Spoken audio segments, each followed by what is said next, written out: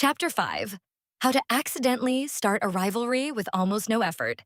I would like to introduce you to Corwin Thatch, who I have decided, after careful consideration, is the villain of this section of my life. Even though villain is a generous word for a 14-year-old boy whose entire personality is, my father owns the mill.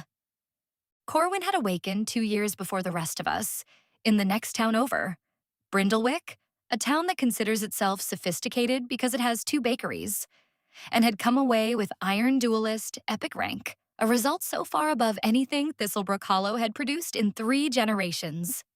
That Brindlewick families had started sending their sons over specifically so Corwin could be seen near them.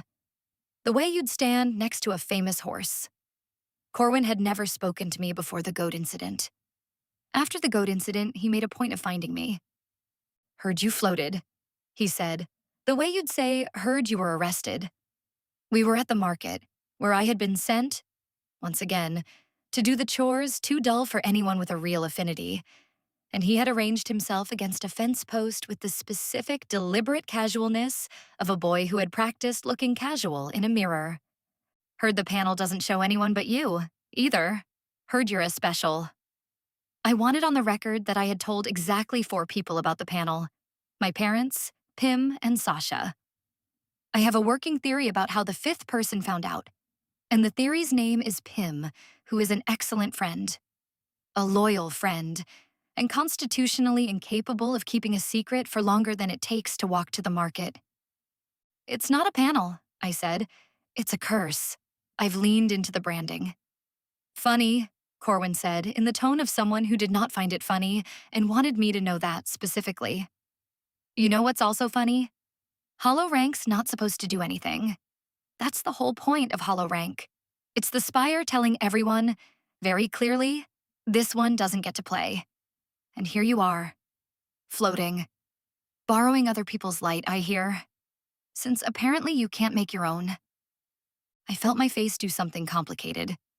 Comprehension was up to 14% by then, and apparently so was my ability to recognize, in real time, the precise moment someone has decided to make you their hobby. "I don't actually know what I'm doing," I said, honestly, because honesty seemed safer than improvising in front of an audience that had started to gather, the way audiences do whenever 2 boys near the same age stand close together looking tense.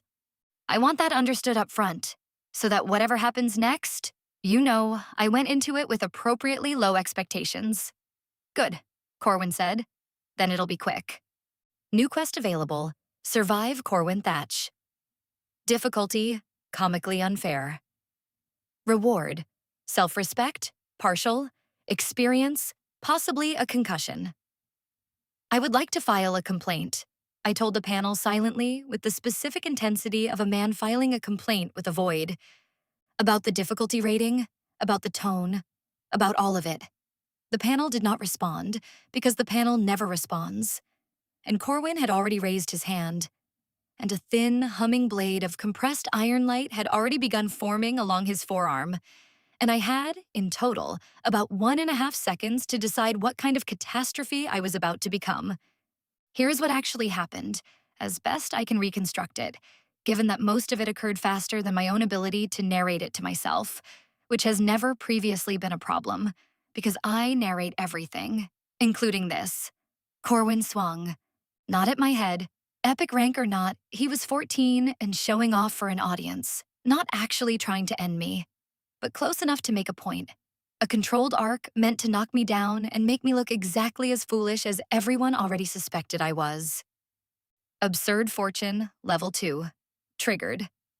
Fatal Harm reconsidered. Non-fatal harm, also reconsidered. Apparently, we're feeling generous today. Note: this skill was not designed for showing off. Please stop using it to show off. I ducked. I want to be extremely clear that I did not decide to duck. My knees simply stopped supporting weight at the correct moment, with the timing so precise it felt less like reflexes and more like someone backstage adjusting my marionette strings. And Corwin's blade passed cleanly through the space where my head had been standing a half-second before. And the momentum he'd built up for a confident, showy strike carried him half a step forward, off balance, directly into the path of my own arm, which I had raised badly, mostly to protect my face, and which connected with the side of his jaw with all the grace and intention of a man swatting a fly and somehow winning a boxing match by accident. Corwin Thatch, Iron Duelist, Epic Rank, Pride of Brindlewick, sat down in the dirt. There was a silence of the kind I was becoming an expert in. The market silence. The silence where everyone is doing very fast math about what they just saw and arriving at answers that don't fit together. I want it understood, I said, into that silence, holding my own throbbing hand against my chest like an injured bird. That I did not do that on purpose, in the sense that on purpose implies any planning whatsoever, and that if you ask me to repeat it, I will almost certainly fail, possibly while crying. Corwin looked up at me from the dirt with an expression I would spend a long time trying to name later, and eventually settled on. The specific horror of a boy realizing that the universe has just publicly humiliated him using someone it apparently considers a joke. Quest complete. Survive Corwin Thatch. Reward self-respect parshquired. Bonus objective complete. Win without trying. Reward title Glass Cannon's Nightmare. Experience gain level 1, level 2. Bond level with system 23%. Glass Cannon's Nightmare, I repeated, mostly to myself, mostly in disbelief. I would like it on the record that I am 5 feet 4 inches tall and recently cried in an outhouse over a goat. The panel, predictably, declined to amend the title. Corwin did not speak to me again that day. He gathered himself up, dusted off his epic rank dignity as best he could, and left the market with the stiff, careful walk of someone who is extremely aware that people are still looking at him and trying very hard not to acknowledge it. Pim found me afterward, vibrating with the particular energy of a best friend who has just watched something happen that he is going to be telling people about for the rest of his natural life. "You punched Corwin Thatch," he said. I flailed in the general direction of Corwin Thatch's face, and physics did the rest. There's a difference. I want the difference preserved in whatever story you're about to go tell everyone. You're never going to live this down.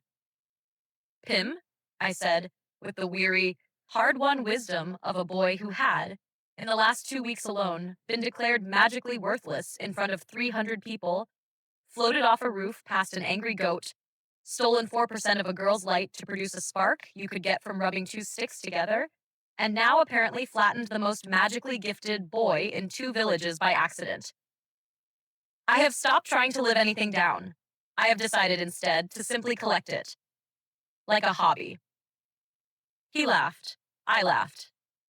Somewhere behind us, Corwin's audience was already retelling the story to people who hadn't been there. And with every retelling, I noticed the story got a little less about luck and a little more about me. Specifically, on purpose, doing something extraordinary.